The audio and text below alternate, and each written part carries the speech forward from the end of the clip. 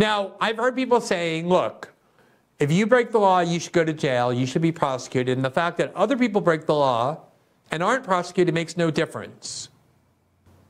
But that is not how the law works.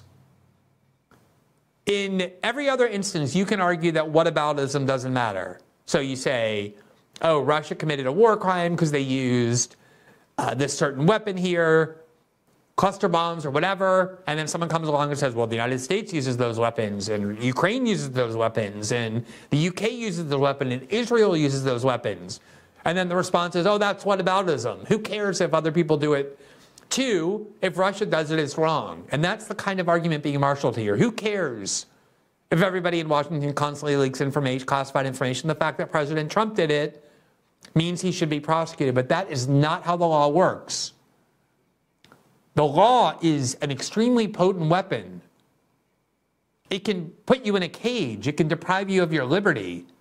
It can seize your assets. It can even, in some cases, take your life. And so in order for the law to be accepted in a society that the government has the power through force to come and take you and put you in a cage, it needs to have credibility as law. It needs to be something other than just a brute weapon that's used against political enemies. And the only way to ensure that the law has credibility is if it's applied consistently and universally and not selectively. That's why in law, precedent is everything. How the law has been applied in other similar cases always guides how we view the law in this case.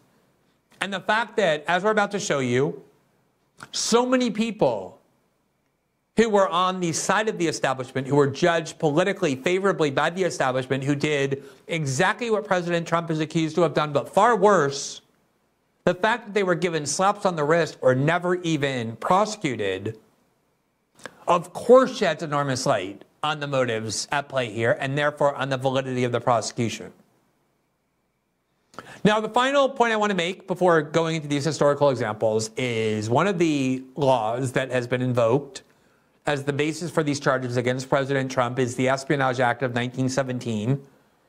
And for those who didn't see it, we devoted last night's show before we knew President Trump had been indicted under this law in the context of the ongoing attempt to extradite Julian Assange to stand trial in the United States. We devoted the show to how this Espionage Act of 1917 is one of the most repressive and unjust laws in the U.S. Code. And I won't repeat that here now just because the context is President Trump, but I would encourage you, if you haven't already watched it, to go back and watch the show we did last night where we went into detail on the history of that law and the reasons why it gives the government obscene amounts of power that, as it turns out, they're using here. Now, as I said, the two other counts are not about President Trump's taking classified information, but are about his alleged obstruction of the investigation into this. And that's so often what happened in the Mueller investigation. They would investigate somebody, they wouldn't find a crime, but they would turn the person into criminals during the investigation. That's how they convicted Michael Flynn and got him to plead guilty, and Roger Stone, and so many others.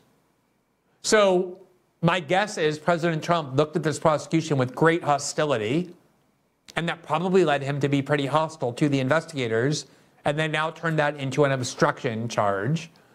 We'll have to see what the evidence shows about whether he did that, but the focus, the bulk of the indictment, the reason why the investigation existed in the first place is the allegation that he mishandled classified information. Now, let me just read a couple articles to you to detail the facts about the indictment. We'll start with Lawfare that gives a pretty straightforward description of the indictment. Quote, Trump indicted in Mar-a-Lago probe. The article says a grand jury in South Florida has reportedly indicted former President Donald Trump in connection with the Mar-a-Lago documents investigation. The indictment is under seal. That was then, but it's not now. But it apparently includes 7 counts involving improper retention of classified material and conspiracy to obstruct the special counsel investigation. In terms of substance, all we know about the indictment is that it is believed to consist of several charges, all relating to the classified documents investigation arising out of Mar-a-Lago, not the January 6th or any other matter within the special counsel purview. They reported to include, quote, willful retention of national defense information, corruptly concealing documents, conspiracy to obstruct justice, and false statements. And then they go on to say why they think it's justified, because this is lawfare, a deeply anti-Trump blog. Now, again, they were saying this at the time before the indictment was released. We've now read the indictment, and the description we gave you of it is a more accurate one than the rest of that article. Now, let's look at a few prior cases where these kinds of examples have been treated. And let's start with the one I mentioned, which is the leak by former President Obama's former CIA director, David Petraeus, of what were called the crown jewels of the U.S. security state, the most sensitive documents that the government has in its possession. And he gave them to his mistress, the woman with whom he was having an extramarital affair, because she was writing a book on him, and he wanted her to be able to write a book that was extremely adoring, and gave her those documents for that reason. Here we see from the Los Angeles Times, when he pled guilty, quote, David H. Petraeus, the former CIA director and retired four-star Army general, admitted Tuesday that he gave 8 handwritten journals containing highly classified information about secret operations and identities of covert officers to his mistress in 2011 and lied about it to the FBI. So there you have a case where the documents in this one instance were really the kind of documents they always warn about, containing the names of covert officers overseas and secret covert operations that were being undertaken. And he gave it to her. She had no ability to keep them secure, and the idea was to let her write a book. And then he lied about it to the FBI. What happened? Quote, Petraeus pleaded guilty to 1 misdemeanor count of retaining classified information. Prosecutors agreed not to charge him with more serious crimes such as obstruction of justice and lying to the FBI, the DOJ announced. Petraeus agreed to pay a $40,000 fine, and prosecutors said they would recommend that he receive probation instead of prison time. Petraeus ran the CIA for only 14 months before he was forced to step down after admitting to an illicit affair with his biographer, Paula Broadwell. The FBI had uncovered the affair while investigating allegedly threatening emails that Broadwell had sent to a Florida socialite who was friends with Petraeus and his wife. 2 weeks before the scandal broke, Petraeus was interviewed by 2 FBI agents who said they were investigating allegations of security breaches. In that meeting, according to court documents released Tuesday, Petraeus told the agents he had never given classified information to Broadwell. But according to court papers, Petraeus had given her 5 by 8 inch bound notebooks that contain notes from official and unofficial meetings and briefings while he was in Afghanistan. The journals contain classified information regarding the identity of covert intelligence officers, war strategy, intelligence capability, diplomatic discussions, quotes from and delivered discussions with high-level National Security Council meetings, and Petraeus' private meetings with President Obama, according to court documents. Petraeus did not give the books to his official military historian, as required, but kept them in his home. On August 4th, 2011, a month before he was to take over the CIA, Broadwell asked, quote, by the way, where are your black books? According to a recording she made interviewing him. The court paper said Petraeus told her they were, quote, in a rucksack somewhere, but that the contents were, quote, highly classified. So he didn't spend a day in prison. They ended up charging him with misdemeanor counts, 1 misdemeanor count. He ended up getting a job at Harvard. He became the global chairman of the KKR Global Investment Bank, made tens of millions of dollars, and is still treated now as one of the wise old men of Washington, even though his leak was infinitely more severe than almost any other leak, certainly by Edward Snowden, by Chelsea Manning, by almost anyone who has been sent to prison for years the way they want to do to President Trump now. This is the selectivity, the political game playing that they do with this law that makes its entire existence and application so inherently suspect. Now, there's another case that many of you may have forgotten about. It took place in the 1990s during the Clinton years, where the national security advisor to President Clinton, Sandy Berger, went to a room where very sensitive materials were kept, and he stole them. He stuffed them in his pants with the malicious intent to remove them and prevent investigators from discovering them. Here from NBC News, 2006, Agency says ex-Clinton aide took classified documents. Quote, President Clinton's national security advisor removed classified documents from the National Archives, hid them under a construction trailer, and later tried to find the trash collector to retrieve them, the agency's internal watchdog said Wednesday. The report was issued more than a year after Sandy Berger pleaded guilty and received a criminal sentence for removing the documents. Berger took the documents in the fall of 2003 while working to prepare himself and Clinton administration witnesses for testimony to the September 11th commission. Berger was authorized as the Clinton administration's representative to make sure the commission got the correct classified materials. He pleaded guilty to unlawfully removing and retaining classified information. He was fined $50,000, ordered to perform 100 hours of community service, and was barred from access to classified material for 3 years. Inspector General Paul Brackfeld reported that National Archives employees spotted Berger bending down and fiddling something white around his ankles. The employees did not feel at the time there was enough information to confront someone of Berger's stature, the report said. Later, when Berger was confronted by archive officials about the missing documents, he lied by saying he did not take them, the report said. Brackfield's report included an investigator's note taken during an interview with Berger. The note dramatically described Berger's removal of documents from an October 2nd, 2003 visit to the archives. Berger took a break to go outside with an escort while it was dark. He had taken 4 documents in his pockets. He headed toward a construction area. Mr. Berger looked up and down the street, up into the windows of the archive and the Geoday, and did not see anyone, said notes prepared by the Inspector General's office. He then slid the documents under a construction trailer, according to the Inspector General.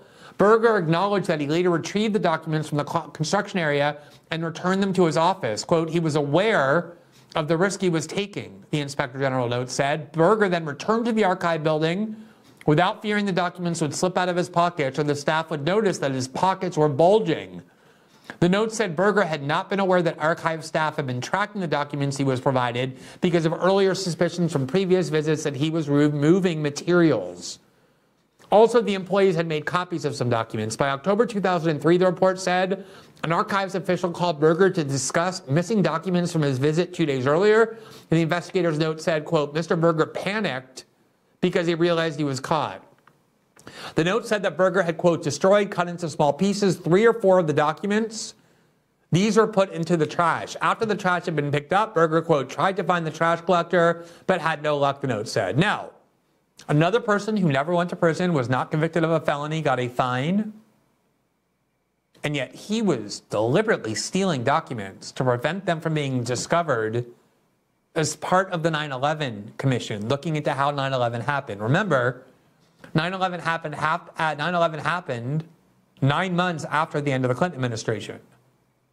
And here you had the National Security Advisor for Bill Clinton repeatedly stuffing into his pants, stealing extremely sensitive documents from the National Archive to prevent investigators from discovering it. We never really learned what those documents would have revealed or what his motive was, but obviously his motive was malicious. He didn't go and get convicted of any felony. He never spent a day in jail. He was a good friend of the Clintons. He got basically off scot-free. Now, perhaps the most analogous case is Hillary Clinton. Because unlike David Petraeus, unlike Sandy Berger, there's no allegation that Donald Trump maliciously stole these documents with any ill motive. He didn't expose the names of covert agents. At best, as I said before, it was a bureaucratic oversight. And that was the claim ultimately made about Hillary Clinton, that she, when she set up a private server, an email server at her home, in which she received passed through that classified information, even though it was unprotected, the claim from James Comey was, even though what she did was wrong and careless and reckless, she didn't have the requisite criminal intent necessary to prosecute her, and so they didn't.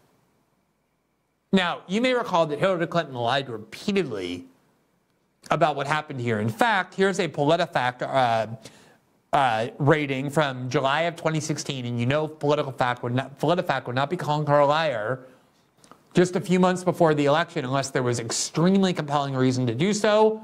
She had denied, as you see there, that she had ever received or sent any material that was marked classified information on her private email server while Secretary of State. That was an absolute lie. there was classified material found passing through that private server, and therefore PolitiFact rates that as a lie. So she absolutely lied. But in July of 2016, FBI Director Jim Comey, who, let us remember, was just accused by a very well-regarded prosecutor, John Durham, in a 302-page report that he filed after a years-long investigation, that the FBI under James Comey in mid-2016 opened in a criminal investigation that became Russiagate into Trump and Russia collusion, even though there was nowhere near an evidentiary basis that would have justified the opening of a criminal investigation by the FBI. Comey did it because, as he now admits and as we now know, he hates President Trump and wanted him to lose that election. One can certainly reasonably presume that that was a similar motive for why he chose not to prosecute Hillary Clinton, even though she also had classified material at her home that was very, very carelessly kept on an unprotected private email server that she had. Here from the New York Times, you see the headline, FBI Director James Comey recommends no charges for Hillary Clinton on email. Quote, the FBI Director James B. Comey on Thursday recommended no criminal charges against Hillary Clinton for her handling of classified information while she was Secretary of State, lifting an enormous legal cloud from her presidential campaign less than 2 hours before she boarded Air Force One for her first joint campaign appearance with President Obama. What a gift. What a stroke of luck. On a day of high political drama in Washington, Mr. Comey rebuked Mrs. Clinton as being, quote, extremely careless in using a private email server, as using a private email address and server. He raised questions about her judgment, contradicted statements she had made about her email practices, said it was possible that hostile foreign governments had gained access to her account, and declared that a person still employed by the government, Mrs. Clinton left the State Department in 2013, could have faced disciplinary action for doing what she did. To warrant a criminal charge, Mr. Comey said, there had to be evidence that Mrs. Clinton intentionally transmitted or willfully mishandled classified information. The FBI found neither, and as a result, he said, quote, our judgment is that no reasonable prosecutor could bring such a case. Earlier today, Hillary mocked this investigation. She promoted a hat that said, but her emails, which is a phrase used by liberal pundits to blame the media for Hillary Clinton's loss in 2016, saying that they excessively focused on this investigation, that it was no big deal, that she mishandled classified information, precisely because everybody knows that mishandling classified information is a joke. It's what people do in Washington every day. And not only did liberal pundits think she shouldn't be prosecuted for it, they were enraged that some media outlets, including the New York Times, even reported on it, made it seem like it was a big deal, to the point where but her emails became an inside joke among liberal journalists, excuse the redundancy, because that was their way of saying, oh, Trump is this evil fascist and white supremacist, but her emails. In other words, the media was too even-handed in their coverage of the election by not only focusing on Trump's alleged wrongdoing with Russia, which turned out to be baseless, but on Hillary Clinton's mishandling of classified documents as well, because everyone views the mishandling of classified documents in Washington by powerful people as a joke. The only people who go to prison for that are low-level people who act with noble motives, like Edward Snowden or Julian Assange or Chelsea Manning. Powerful people who leak all the time get slaps on the wrist, like David Petraeus and Sandy Berger and Hillary Clinton and Joe Biden. Let us remember that Joe Biden has a very similar case where he was found to have kept classified documents in all kinds of places where the law prohibits him from keeping these documents. Here from Business Insider in January of this year, quote, Biden suggests the classified documents found in his garage were safe because it was locked with his Corvette in there. That was his defense. Oh, I keep my Corvette where I kept the classified documents. Obviously, I wouldn't keep my Corvette in an unsafe place. Quote, President Joe Biden confirmed Thursday that a second batch of classified documents was found in his garage, but suggested they were safe because the garage which stored his Corvette was locked. Do you think Mar-a-Lago was locked? At a White House press conference, Biden downplayed security concerns about the materials found at his house in Delaware. When a Fox News reporter asked what Biden was thinking by keeping documents in his garage next to his Corvette, Biden pushed back, quote, "By the way, my Corvette's in a locked garage, okay? So it's not like they're sitting out on the street," he said. "So the material was in a locked garage?" asked Fox News reporter Peter Doocy. Biden responded, quote, "Yes, as well as my Corvette. It kept it in his garage." On Thursday, U.S. Attorney General Merrick Garland appointed a special counsel to probe the matter, and the White House said it would cooperate with the investigation. The latest cache of classified documents being unearthed comes after a first batch of classified documents were discovered last fall at Biden's former private office at the Penn Biden Center in Washington. CNN reported the documents covered topics that included Ukraine, Iran, and the UK. It is currently unclear how many documents are in the batch and what they were about. Now, the distinction people make is that Biden returned the documents as soon as he was made aware that he had them, whereas Trump resisted returning them for several months, even when the archive and the Justice Department was asking for them back. But nobody thinks at this point that Joe Biden is going to be prosecuted, just like Hillary Clinton wasn't, for keeping classified information in exactly the way the law prohibits, in his garage, strewn about, or in his private office. So what we're going to have is the Biden Justice Department prosecuting Donald Trump for mishandling classified information after the Obama Justice Department refused to prosecute Hillary Clinton in the middle of an election for doing the same, and almost certainly the Biden Justice Department will protect Joe Biden and refuse to prosecute him as well, claiming he lacked the necessary intent. Now, there definitely are liberals who are desperate to put President Trump in prison. I don't think either of these charges, the one in Manhattan or the one just brought today, will do that, because I think the real goal of kind of the establishment writ large is not to put President Trump in prison. They would love to see that, but the real goal is to prevent him from running in 2024, including by telling him, look, we have the power to convict you. You have a Manhattan jury. You definitely took these documents. We have you on tape saying that you were aware the documents were still classified when you were talking to the people to whom you were showing them, which technically is a law. A jury will find that. We can put you in prison unless you agree that you won't run for president in 2024. And if you agree you won't run for president in 2024, we'll give you the same kind of slap on the wrist that we gave to David Petraeus and Sandy Berger and Hillary Clinton and Joe Biden, who weren't prosecuted at all.